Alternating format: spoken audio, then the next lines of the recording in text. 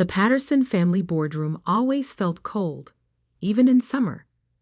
Maybe it was the steel gray walls or the floor-to-ceiling windows that looked out over Manhattan, but today it felt especially frigid. I sat at the massive oak table, my hands folded neatly in my lap, watching my father pace like a caged lion. Marcus Patterson wasn't used to waiting. As CEO of Patterson Industries for the past 30 years, he was used to others waiting for him. But today was different. Today, he had to wait for the family trust lawyer to arrive for what he thought would be a simple meeting, cutting off his only daughter from her inheritance. My brothers, James and Andrew, sat across from me, identical smirks on their faces. They'd always been Dad's golden boys, following his playbook to the letter. Business school, management training, corporate ladder climbing. Meanwhile, I'd chosen a different path. Finance, investment banking, private equity. Waste of time, Dad had called it. Real power is in running things, not counting other people's money. If only he knew. "Where is Harrison?" Dad snapped, checking his Patek Philippe watch for the third time in 5 minutes. "He's never late." "Traffic," I said softly, knowing exactly why our family lawyer was delayed. He mentioned having another meeting first. James snorted, probably trying to find a way to talk Dad out of this. He leaned back in his chair, adjusting his Italian silk tie. Not that it'll matter. I remained silent, thinking about the meeting I'd had with Harrison 3 months ago, right after I discovered what my brothers had been doing with the company's pension fund, the offshore accounts, the creative accounting, the massive loan they'd taken out to cover their tracks, a loan I now owned. The door opened, and Harrison walked in, his usual confident stride replaced by something more cautious.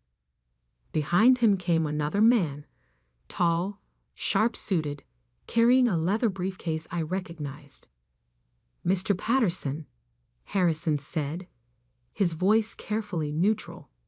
"I apologize for the delay. This is Mr. Banks from Everett Capital Partners." He insisted on joining us. Dad frowned. "This is a family matter, Harrison. Why is there an outsider here?"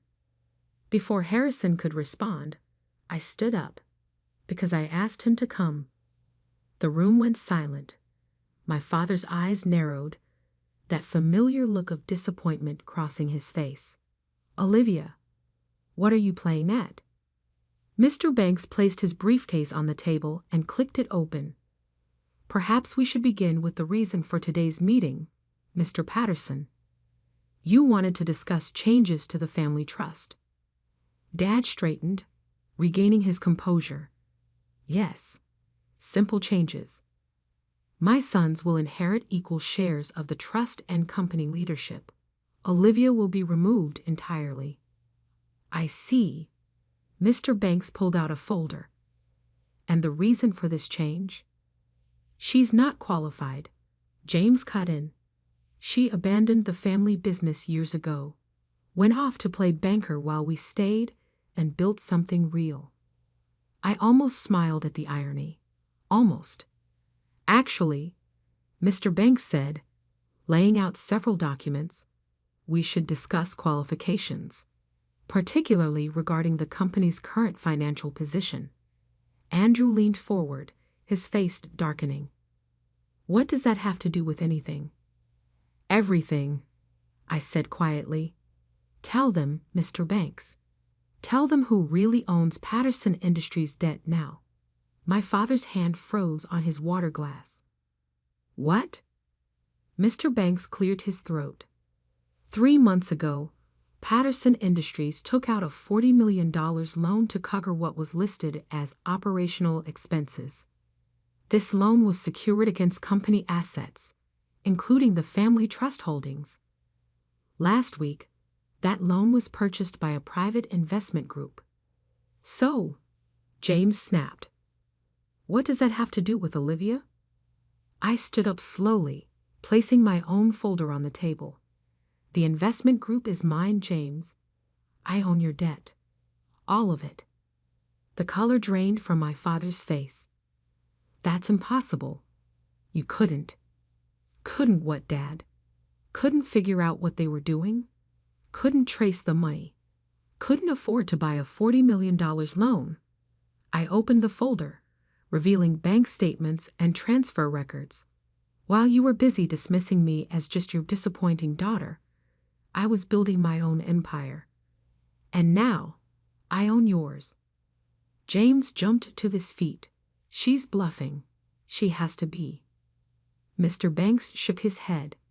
I assure you, she's not.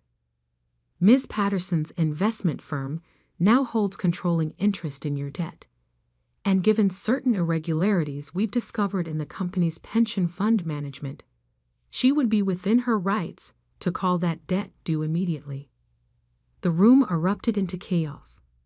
James started yelling about family loyalty. Andrew slumped in his chair, his face ashen. But my father just stared at me, seeing me clearly for perhaps the first time in 20 years. Why? He whispered. Why do this? I picked up my phone, pulled up a video, and played it. The security footage showed James and Andrew in the company vault late at night, removing documents, replacing files. Because someone had to stop them, I said. Someone had to protect the people whose pensions they were stealing, the families they were destroying. I paused the video. I tried to tell you last year, remember? But you said I was just jealous of their success. Harrison cleared his throat. Mr. Patterson, given these revelations, perhaps we should postpone any changes to the trust until what? I cut in. Until they find another way to hide what they've done. No, we're going to handle this now. I turned to Mr. Banks. Show them the terms.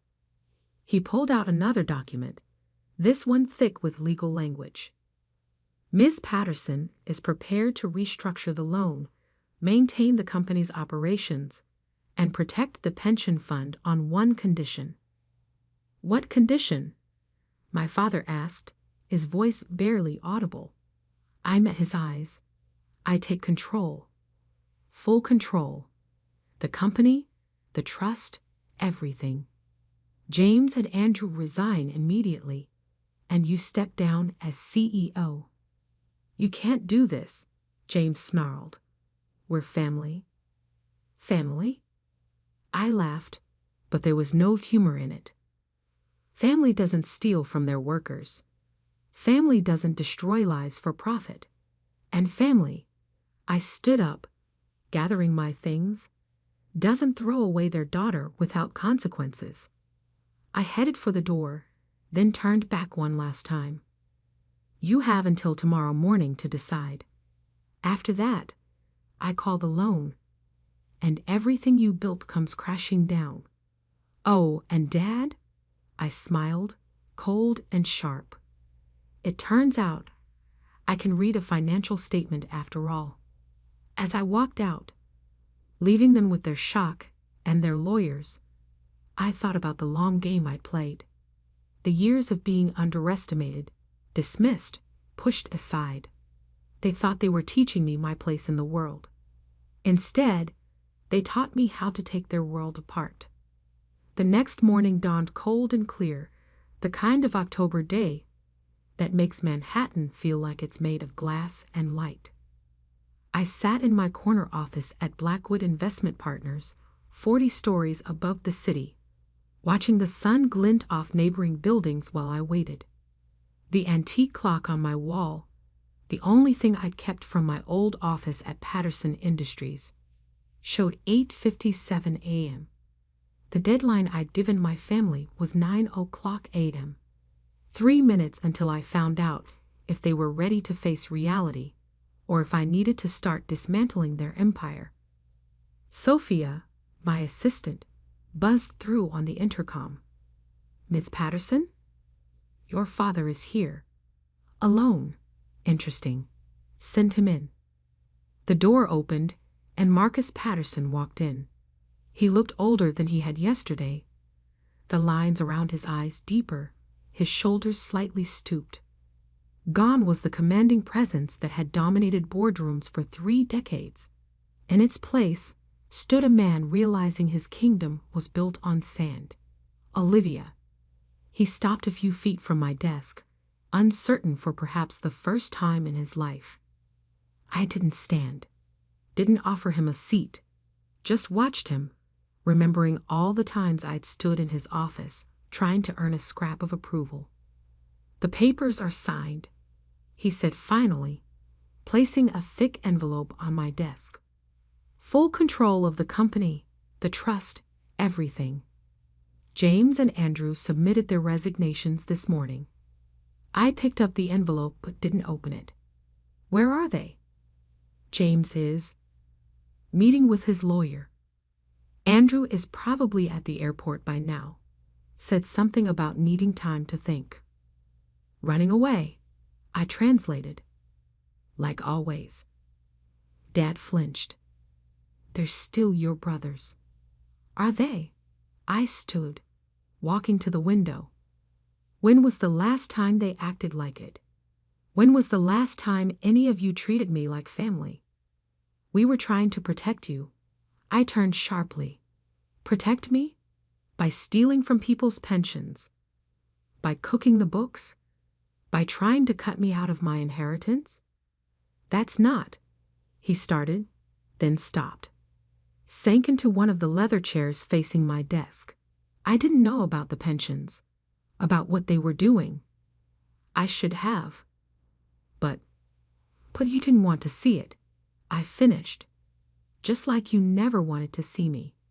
He looked up, his eyes red-rimmed. How long have you known about what they were doing? I walked back to my desk, pulled out a thick file. I started suspecting something last year when I was reviewing some market data. Patterson Industries reported earnings didn't match its cash flow patterns, so I dug deeper. Opening the file, I spread out documents across my desk. Bank statements, transfer records, emails between James and Andrew discussing how to hide their tracks. They started small, I continued. Skimming from the pension fund, using the money for personal investments. When those went bad, they took more to cover their losses. By the time I found out, they'd stolen nearly $30 million. Why didn't you come to me? I did. My voice was ice. Last Thanksgiving, remember? You said I was just trying to cause trouble, that I should focus on my own life instead of interfering with theirs. He remembered. I could see it in his face. So I did exactly that, I said. I built my own investment firm. Made connections. Waited for them to make their next move. When they took out that loan to cover the missing pension money, I was ready. And now, he asked quietly, what happens now? I sat back down, opened my laptop. Now I fix what they broke. The pension fund will be fully restored. The company will be restructured, transparent, ethical, and James and Andrew will face consequences. I met his eyes.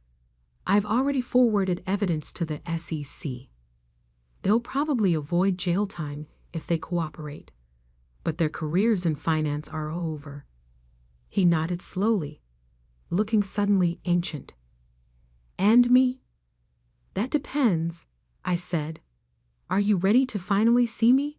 Really see me? I see you now, he whispered. God help me, I see you now. I pulled out another document, slid it across the desk. Then prove it. This is a consulting contract. 3 years, advisory role only. You help me clean up this mess, rebuild the company's reputation. But I'm in charge. He picked up the contract, hands shaking slightly. Why offer me anything? After everything. Because unlike them, you didn't steal. You were just blind. I paused. and because someone once told me that real power isn't just in taking control, it's in knowing when to show mercy. Who told you that? Mom did. I watched his face carefully. The day before she died, when she made me promise to watch over the family legacy. Not the money or the company. The values she thought we still had. For the first time in years, I saw tears in my father's eyes.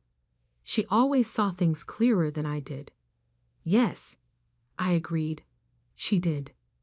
The silence stretched between us, heavy with decades of missed opportunities and unspoken words. Finally, he picked up the pen I'd left next to the contract. If I sign this, he said, what guarantee do I have that you won't just destroy everything anyway?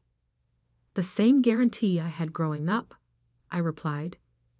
Not at all. You'll just have to trust me. Like I once trusted you.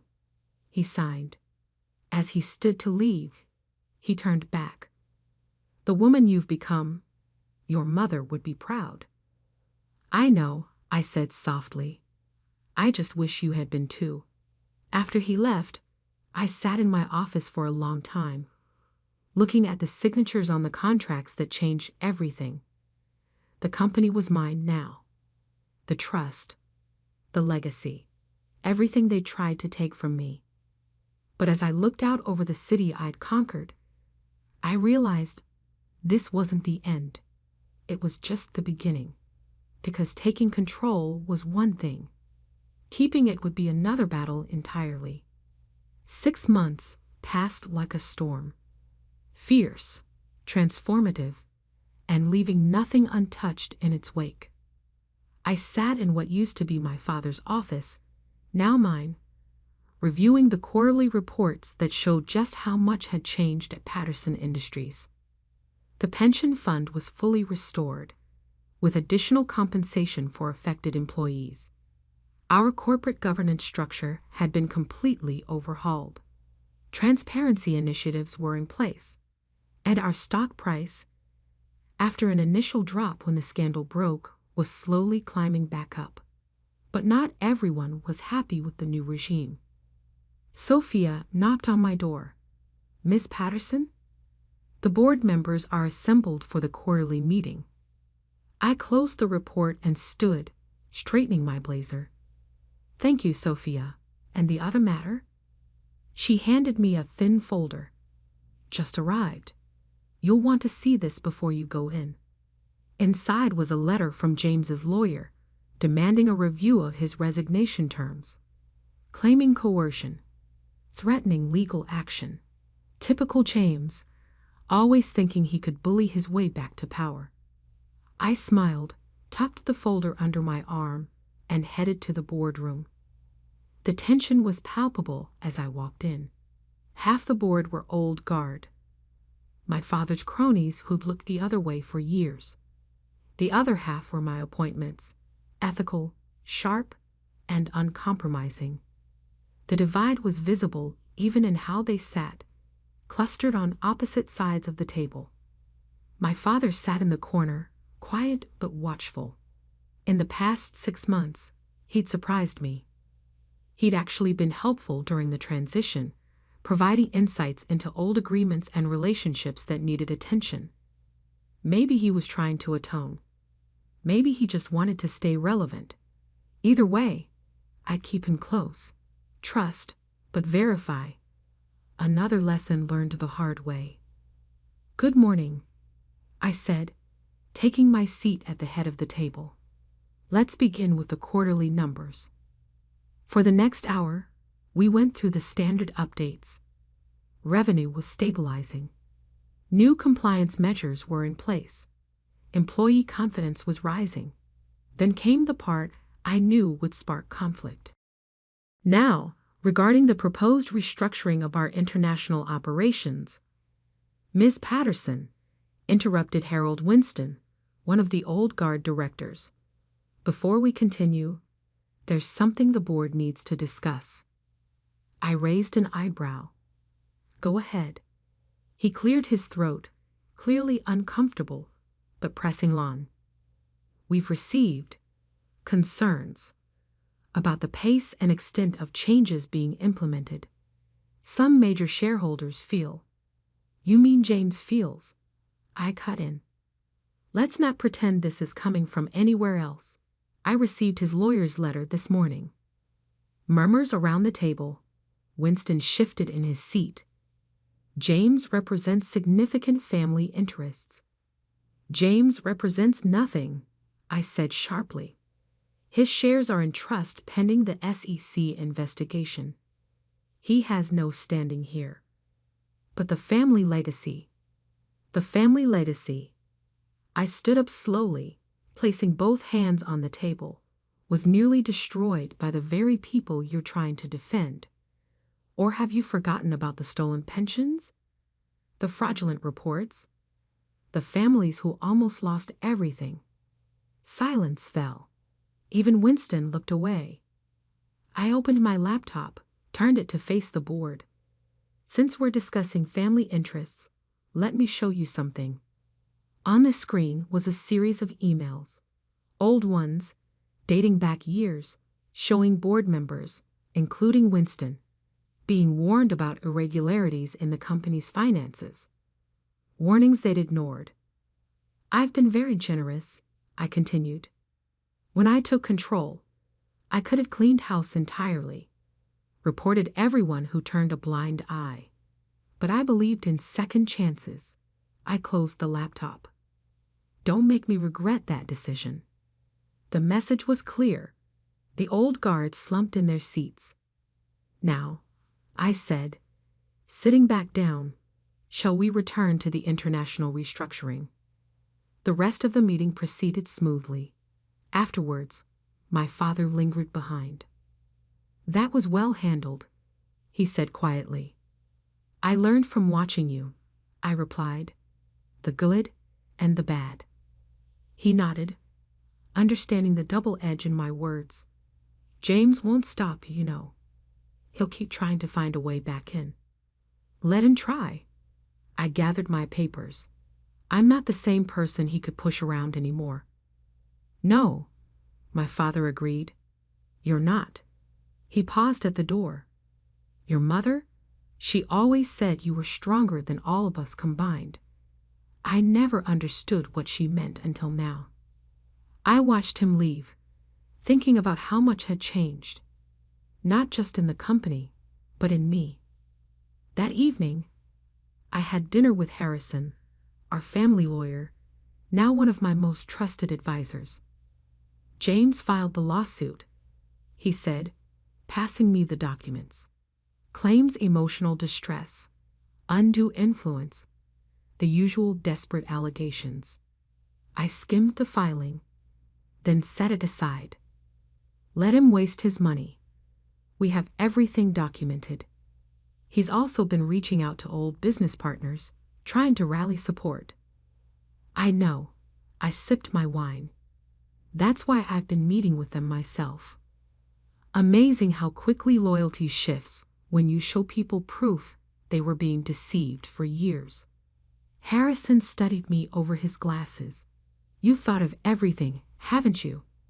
I had to. I looked out the restaurant window at the city lights. They taught me that. Every time they dismissed me, underestimated me, pushed me aside, they taught me to plan 3 steps ahead. And now I make sure it never happens again. I turned back to him. The company moves forward. Ethical, strong, the kind of legacy my mother would have wanted. And your brothers? They made their choices. I shrugged. Now they live with the consequences. Later that night, I stood in my office, looking at an old family photo on my desk. All of us together, smiling, before greed and power had torn everything apart. I picked it up, then deliberately placed it in a drawer. That chapter was closed. Tomorrow would bring new challenges. Competitors trying to take advantage of our past scandal. James's lawsuit to deal with. Old allies to manage and new ones to make. But I was ready. because they tried to write me out of the family story. Instead, I'd written my own ending. And this time, I held the pen.